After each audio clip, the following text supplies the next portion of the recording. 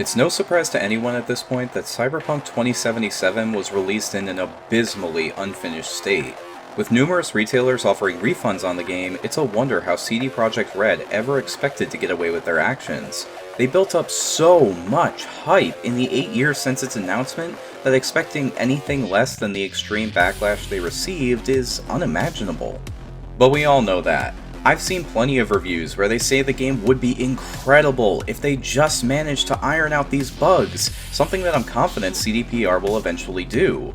However, I wholeheartedly disagree with that sentiment, because even if the bugs were fixed and the game ran at a perfect 60 FPS through and through at its best settings, what you'd be left with is a fun game with a ton of potential that's held back by dated design, awkward progression, and trying to do too much at once.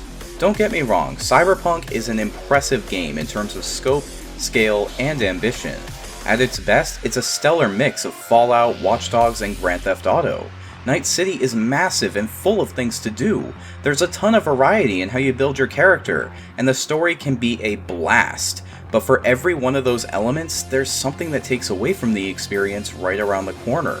The story is engaging and entertaining, but it tries to use spectacle and shock to make up for a lack of imagination, full of binary or tertiary choices that all lead to one of a small number of predetermined paths. Night City itself feels like it was designed by an edgy 12-year-old with guns and drugs for sale on every corner, gratuitous sex scenes that serve no narrative purpose, and a complete lack of creativity outside of the basics for a futuristic dystopia.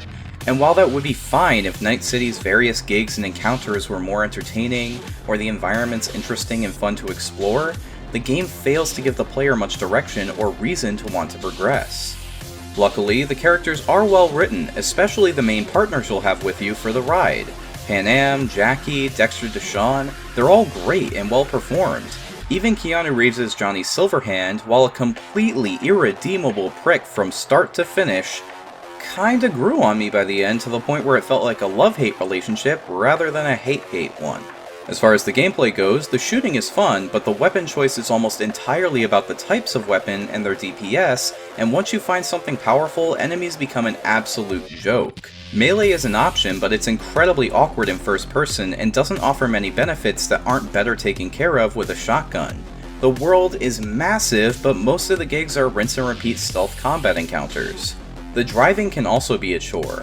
With a zoomed-in minimap, you never really know when a turn is coming up, leading to a lot of slamming on the brakes or into concrete before reversing and turning around.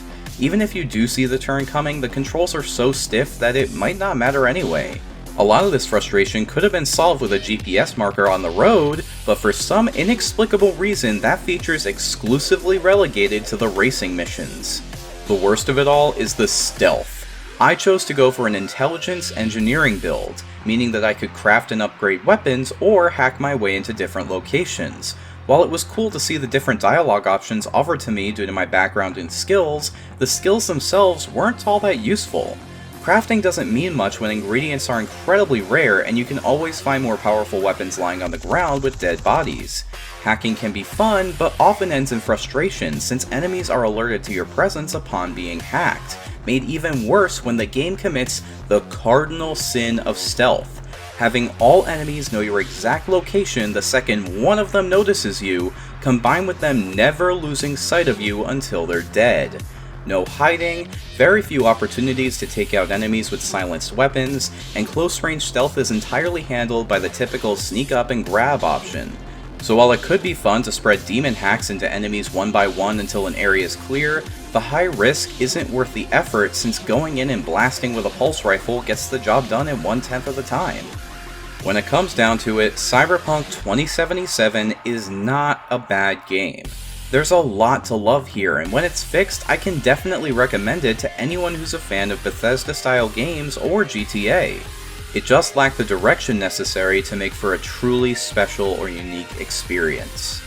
Which is why Cyberpunk 2077 gets a 6.5 out of 10 for right now, but it can get as high as an 8 if all of the bugs are taken care of.